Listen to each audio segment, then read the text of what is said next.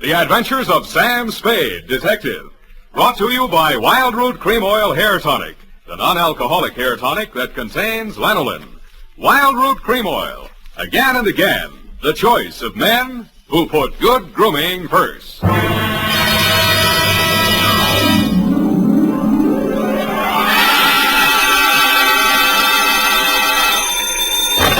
Sam Spade Detective Agency. They offered me a cool $1.5 million, but I couldn't be bought. Oh, Sam, all the time fooling. Straight goods, Abby. Oh, really, Sam? Why didn't you take it?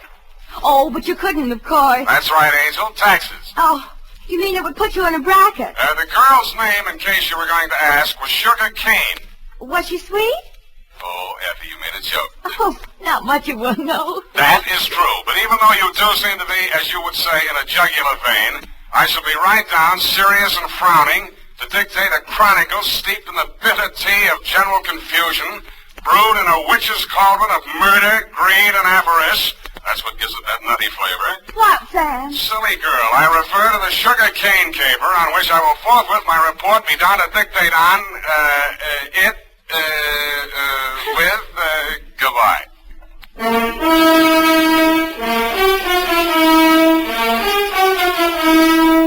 Dashiell Hammett, America's leading detective fiction writer and creator of Sam Spade, the hard-boiled private eye, and William Spear, radio's outstanding producer-director of mystery and crime drama, join their talents to make your hair stand on end with the Adventures of Sam Spade. Presented by the makers of Wild Root Cream Oil for the hair. Want to look better on the job? Get Wild Root Cream Oil. Want to look better to that gal of yours? Get Wild Root Cream Oil. Wild Root Cream Oil Hair Tonic improves your entire appearance by grooming your hair neatly and naturally, relieving dryness, removing loose dandruff. If your family hasn't yet enjoyed the benefits of America's leading hair tonic, here's what to do about it. Ask at your drug or toilet goods counter for the new 25-cent get-acquainted bottle of Wild Root Cream Oil Hair Tonic. Again and again, the choice of men and women and children, too. And now, with Howard Duff starring as Spade, Wild Root brings to the air the greatest private detective of them all in the Adventures of Sam Spade.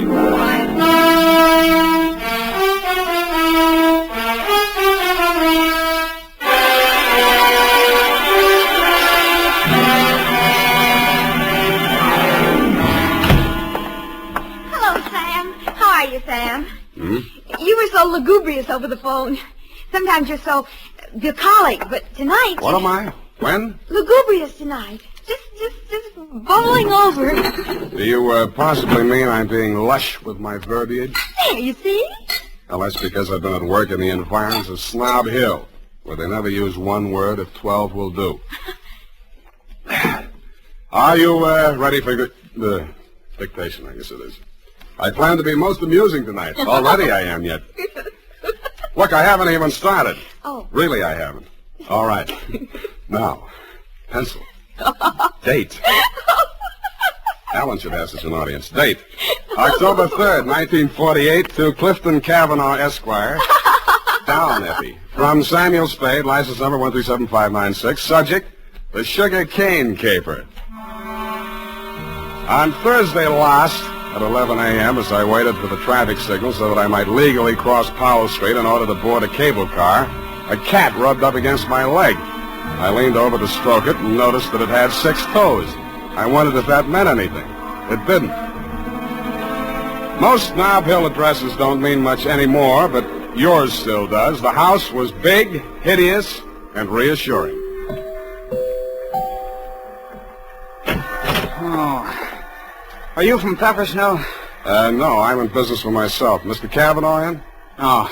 Well, come on in. I can't understand what happened to that boy from Pepper Snow. Oh, pardon me if I seem a little hungover. Gladly, but can you ever forgive yourself? I like you. You got a sense of humor. You'll need it. You trying to tell me you don't approve of Mr. Cavanaugh? That perfume pothead. What did he do to you? He married my mother. Oh. Stepfather? Yeah. I'm Fred Blair. Spade's my name. Where do I find him? Detective? Check. I'll give you a clue. Look behind you. I did. I turned and found myself looking straight into your handsome face. You looked several years younger than your stepson, with regular aquiline features, dark, widely spaced eyes, and blue-black hair. Well, so you're the notorious Sam Spade. Well, I don't want to seem modest. Come into the conservatory. There's just the barest chance that we'll not be overheard. Good. There. Sit down. What's your problem, Mr. Cavanaugh? Problem indeed. Problems, plural. Starting with that junior grade lush that collared you at the door. He's very fond of you, too. Well, you can't imagine what a trial that boy's been to me. Both the children. For some reason, neither Fred nor his sister Eunice ever quite accepted me as their father. You don't say. I suppose my youth counted against me. I think they misinterpreted my motives. When any man marries a wealthy widow twice his age... Yeah. Why did you send for me, Mr. Cavanaugh? Well, it all started several months back, before my wife, their mother, where was I? Oh, died. The scandal quite literally killed her. You're sure that's what did the trick? Fred, who, among other talents, was a positive genius for knowing the wrong sort of people, struck up an acquaintance with a hoodlum named Johnny Verona. Nice, clean-cut gangster type, runs a joint on Pacific Street. Precisely. With the positively hysterical name of the Subtropico. Mm-hmm. Well, there was a sordid brawl of some sort. A man shot. Obviously, this Johnny Verona shot him. Fred had to give testimony before the grand jury. It was all we could do to keep it out of the paper. But you did. No, and old Eleanor, my wife, that is, dropped dead when the butler brought in the Chronicle. But the worst was yet to come, Sam. Well, don't keep me hanging, Cliff. Well, Fred continued to frequent this bistro, this dive of Verona's. I understand. I believe the bait is a toothsome little teaser with the unlikely name of Sugar Kane. She likes Fred. No woman in her right mind would look twice at that idiot, even if he were twice as rich and only half as sovereign. Then, where was I? Oh, yes, this Verona person came here several times on the pretext of pouring Fred through the front door, and thereby met my stepdaughter, Eunice. Well, that's a very interesting story, Mr. Cavanaugh. Now, maybe you'll tell me what you want a detective for. Because my stepdaughter has brazenly informed me that she intends to marry this gangster. I want you to help me prevent that marriage. I don't see. Don't see what? I don't see how I can. Well, perhaps I didn't make myself clear. When Verona was arrested for that shooting in his club, Fred didn't tell the grand jury all he knew. Now, if you could prove that Verona is guilty, then we'd be rid of him for good. Is it Verona you want to get rid of, or your stepson? Good Lord, you don't think Fred did it? Do you? Why, no, of course not. Okay, supposing Verona did it, then Fred goes up on a perjury rap, maybe accessory. Oh. Well, I have no overwhelming desire to injure Fred. Look, why don't you tell me what you have an overwhelming desire for? Well, under the terms of her mother's will, Eunice will inherit $3 million as soon as she marries. When? When what? When do I meet her? Be serious, man. Now, I will pay Verona $50,000 in cash if he'll stay away from her. Would you take $50,000 as the payoff in a $3 million caper? In this instance, yes. Eunice is not very well, and you may quote me on that, book, chapter, and verse. To Johnny Verona? To Johnny Verona. Okay. Water's mighty cold this time of the year at the bottom of the bay, but if you don't care, I don't. Thank you.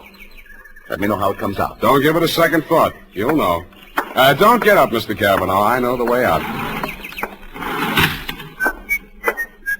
Hey, Spade, wait up. Well, you look a little better. Listen, there's something you ought to know. He was my sister's boyfriend before he married my mother. He did it out of revenge because Eunice threw him over. He still wants to marry her. Any particular reason? Oh, my mother put that crazy marriage clause in her will. He's been systematically getting rid of every man who's been interested in her. Bought him off, threatened him off any way he could. Why? He thinks Eunice will eventually marry him to get her inheritance. But she won't. She'll kill him first, and if she doesn't, I'll do it for her. Fred. Huh? Oh, yeah? Fred, what on earth are you saying? Who is this man? Well, he's the detective. Sam Spade. You're Eunice Blair? Yes, I want to talk to you. Fred, go and... Yeah. See you later, Spade. I know why my stepfather hired you, Mr. Spade. If you need the money, go ahead. But this time it won't work. You look as if you'd like to be a nice girl. How did you happen to settle for a cheap grifter like Johnny Verona? Because we understand each other, and he can't be scared off. Any message I can take him from you? Tell Johnny I'll meet him at the usual place. And tell him I still like my coffee black. No sugar.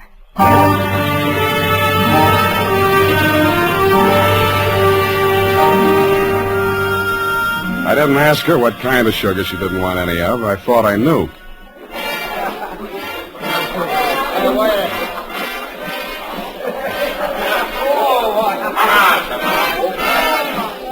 The only thing wrong with Sugar Kane's dance was her dancing, but the customers didn't seem to mind, and I didn't either.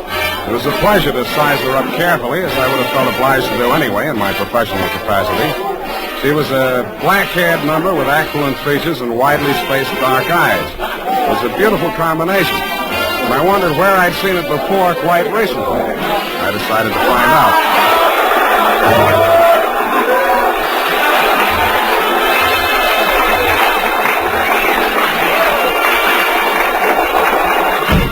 Hey, what's the idea of barging in here after me? Can't you see the sign on the door?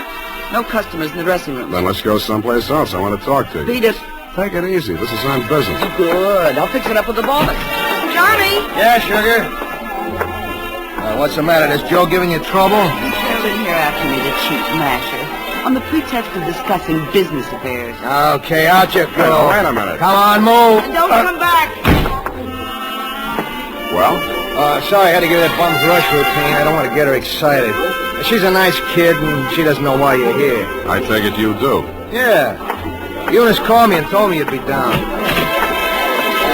Okay, Johnny, I'll give it to you fast and get out. Clifton Cavanaugh will pay you $50,000 to leave Eunice alone. He also made a few idle or not-so-idle threats about what might happen to her if you don't take his money. For example? He said she hasn't been feeling well, might not live long enough to get married. I don't have to tell you what I think about that kind of talk, and I wouldn't be peddling it if my office rent wasn't due. That's why when you started giving me that bum's rush, I made only, shall we say, a token resistance? Yeah. Now, about me marrying Eunice, you can tell Clifton to stop worrying. Hmm?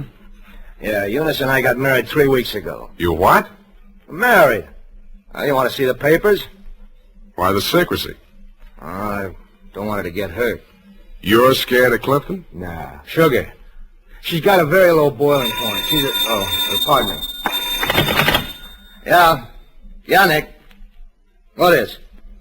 Go ahead. Yeah, I heard you. No, don't touch anything. Don't let anybody in. I'll be right over. Bad news? Yeah, Eunice. She's dead. How? One of my boys found her in my apartment. She was supposed to wait for me there. How did it happen? He's not sure. He thinks she took poison. I had to give Johnny Verona one thing. He didn't make any pretense about being grief-stricken. And after all, he just inherited $3 million. Sugar Kane took it standing up, too, but she just lost a rival and got her man back $3 million richer. I wasn't with you when you got the news, Mr. Cavanaugh. But the one I really wondered about was Eunice's brother, Fred. What brought that on was something I picked up in Johnny Verona's apartment where we found Eunice's body sprawled out over a tray of coffee things. It was a medicine bottle with a doctor's prescription number on the label. The name of the druggist that had put it up was Pfefferschnell. I remembered what Fred had said to me when he admitted me to your house that afternoon. Quote, "Are you the man from Pfefferschnell's?" I wondered if I'd answered yes, would Eunice still be alive?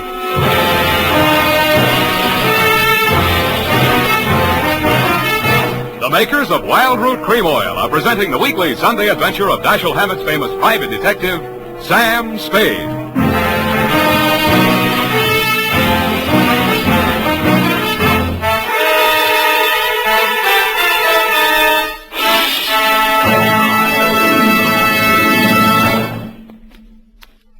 Now, here's important news on good grooming. If you want the well-groomed look that helps you get ahead, socially and on the job, listen.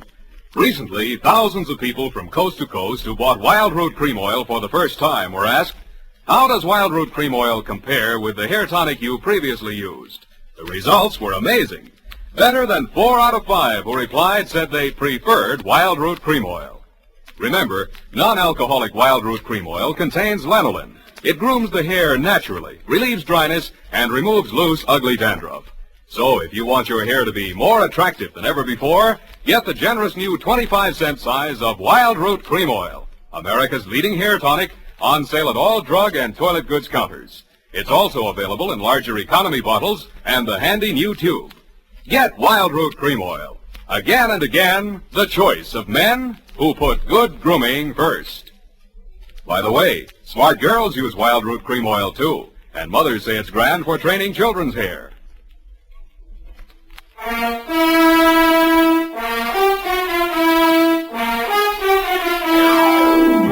And now, back to the Sugar Kane Caper. Tonight's adventure with Sam Spade.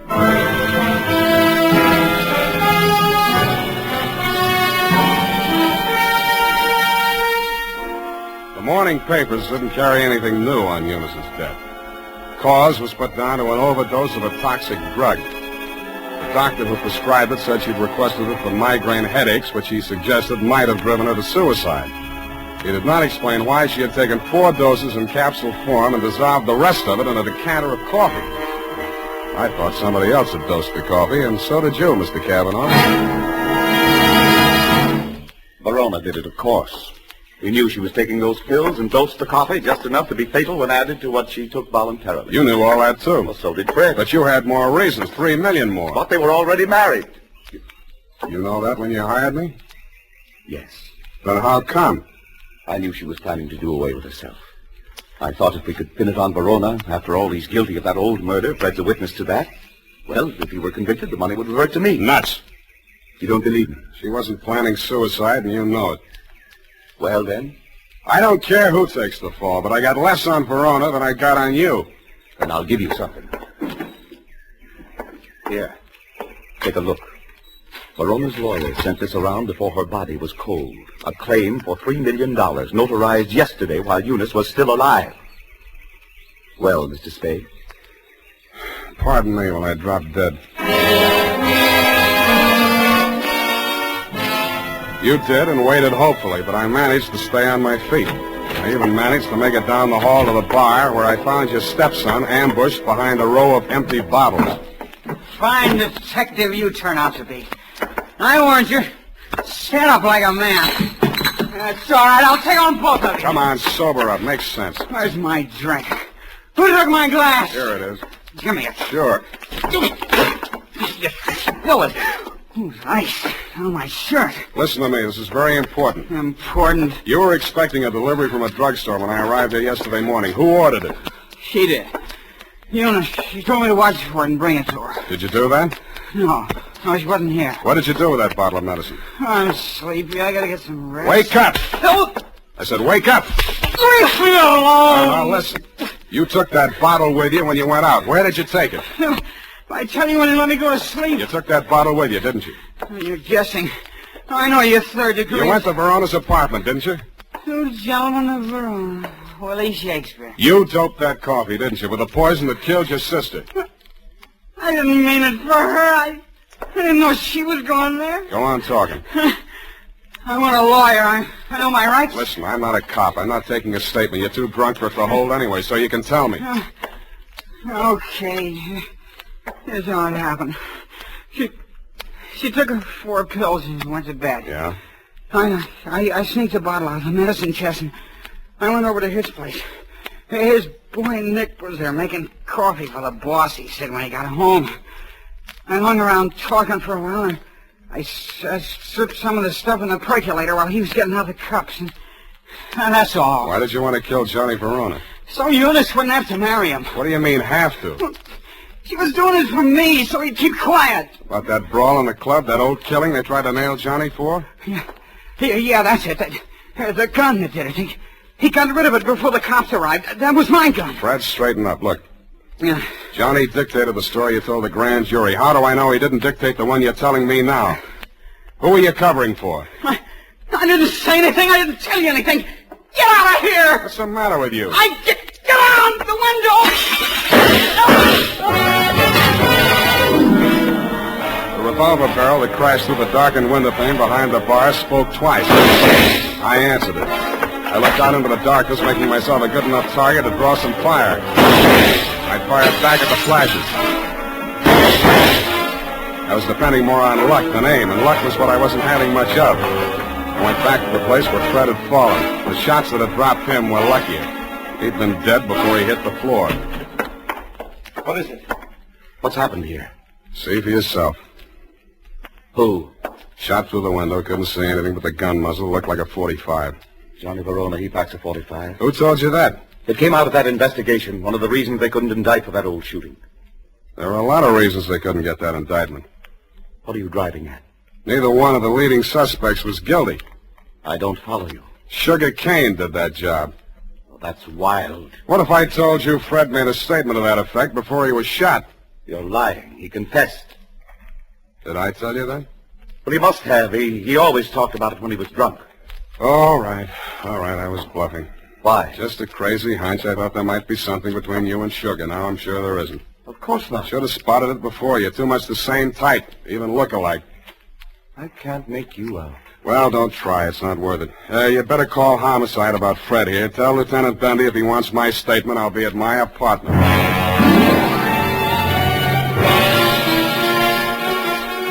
After I pretended to leave, I came back and did a little eavesdropping of my own.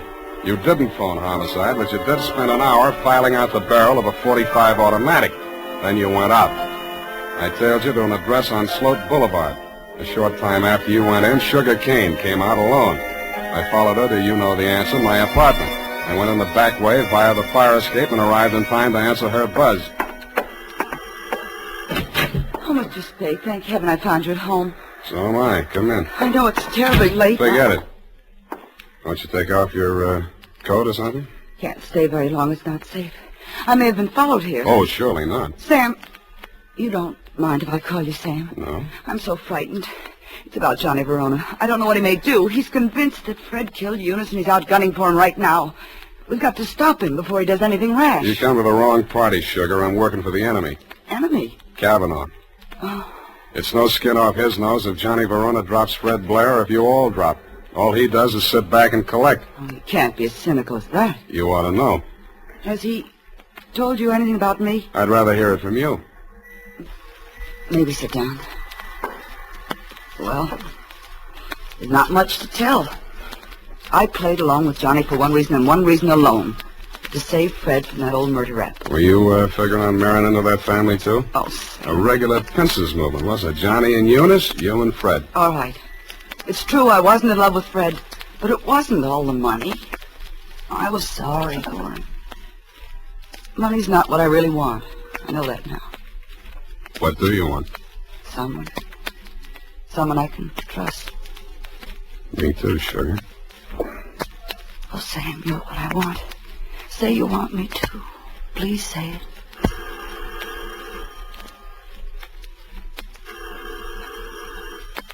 Don't answer it, Sam. Why not? Johnny may have followed me here. He's insanely jealous. Well, I gotta face it out with him sooner or later. Might as well be now. Sam, be careful. Stand out of the way, Sugar. No, Sam. No, please. Don't reach, Johnny. I'm not gunning for you, Spade. In that case, come on in. Well, Sugar, I didn't believe him that you were coming here. I had to, Johnny. He got some crazy confession out of Fred while he was drunk. I had to stall him till you and Cliff could talk to him. To save Fred, I mean. Oh, stop horsing around. We all know that we all know Fred is dead, and we all know that we all know who killed him. Well, then Cliff was leveling. You are trying to pin that on me. I don't need it, but if you want it, you can have it. There's $3 million in my part of it. I'll split down the middle with you. If you throw in with them, it's a three-way split. There's no split at all if you take the rap for Eunice's killing, and you will if you throw in with me. It's their word against mine. 2 witnesses against 1, and all I've got is a confession by a drunk who is now dead. Sam. Oh, Sam, I was sure for a moment you... Get away from me. Sam, Go on. Go to work on him. I should have given you a little more time. That wasn't fair, was it, Sugar? I hate you. I hate you both. I never want to see you again. Get back in that room, Sugar. Cliff. What happened, Sugar? Why were you running away? Johnny double-crossed us. Now Sam knows everything. What does he know? The whole caper. Part of it I wasn't quite sure of until I saw you and Sugar standing side by side. That blue-black hair, the same eyes, plus the fact that the bell on Sugar's apartment on Sloat Boulevard reads Kane, parenthesis, Cavanaugh. You took a crazy chance when you knocked off Fred with me right there in the room. The kind of a crazy chance a brother would take to keep his sister clear. I could have told you that. It would have helped a lot, Johnny, but you didn't. When a man lets his sister go on dancing in a joint like yours after he's in the chips and she goes on liking it, you can be sure they're both playing for big stakes and for nobody but themselves. Where do you think you were supposed to wind up, Johnny? I'll tell you. drinking that poisoned coffee that Eunice got hold of by mistake. That isn't true, Johnny. I never told Fred a thing. He thought you really loved Eunice. I don't know how he found out you were forcing her into that marriage. Did you also neglect to tell him that he was innocent? That you pulled the trigger in that old killing and shoved a gun into his hand when he was too drunk to know what he was doing? I've heard enough. Watch it, Johnny.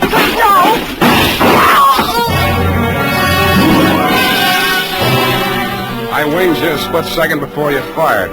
Your aim went wild. All I saw at first was that it missed Johnny. Then I saw him move forward in her direction. She was leaning against the wall, a puzzled expression on her face, her hand plucking nervously at a spot of red that was spreading against the white of her dress. He caught her as she pitched forward and carried her over to a couch. She didn't speak again. You and Johnny knelt beside her until the cops arrived. If you were aware of each other's presence, neither of you showed it. Period. End of report. That was a sad ending, Sam. Yes, it is. I'm sorry it ended so sadly. Well, it was bound to, one way or the other. There wasn't anybody in the whole gallery that thought about anybody but himself. Except poor Fred, I guess, and his only friends arrived in bottles and left in the ash can. All those millions and millions. Who'll get the money now, Sam? I'm glad you asked that. It leaves me cold. Go tight that up while I knit myself a sweater. And now, listen to this.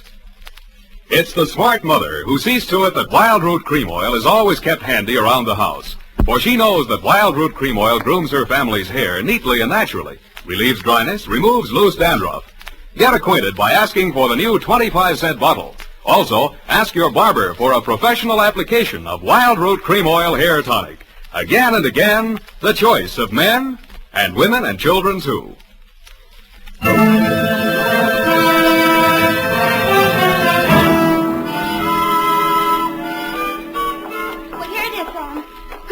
Terrible group of unfortunates.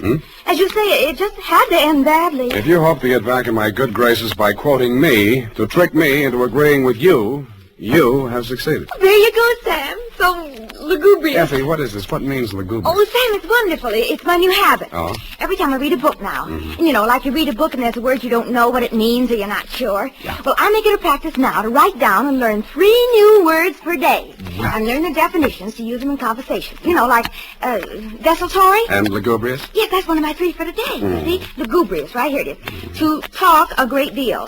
Bucolic, state of being sorrowful. And verbose, to be out in the country. I see. Very praiseworthy. Enlarging your vocabulary. Love it. I am. But I don't expect to be really lugubrious for the nonsense. Look, Effie, why don't you go verbose for the weekend? It's the best cure for the bucolic. Oh, Sam, look what I've done. What have you done? I've clipped the wrong definitions to the right words. Well. For instance, lugubrious, well, it isn't that at all.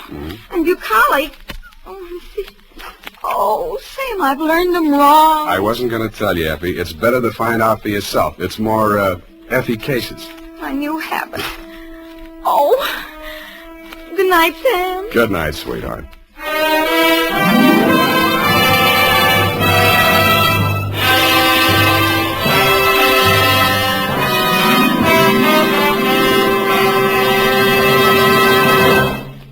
The Adventures of Sam Spade, Dashiell Hammett's famous private detective, are produced and directed by William Spear.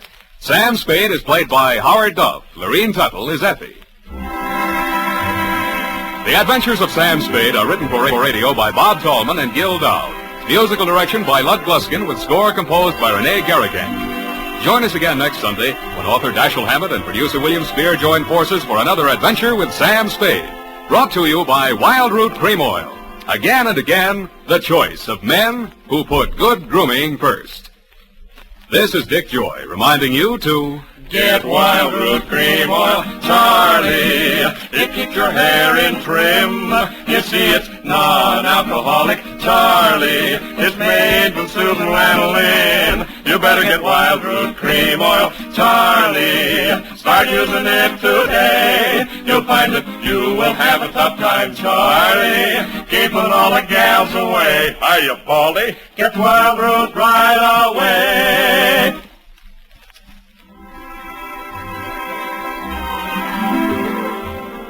This is CBS, the Columbia Broadcasting System.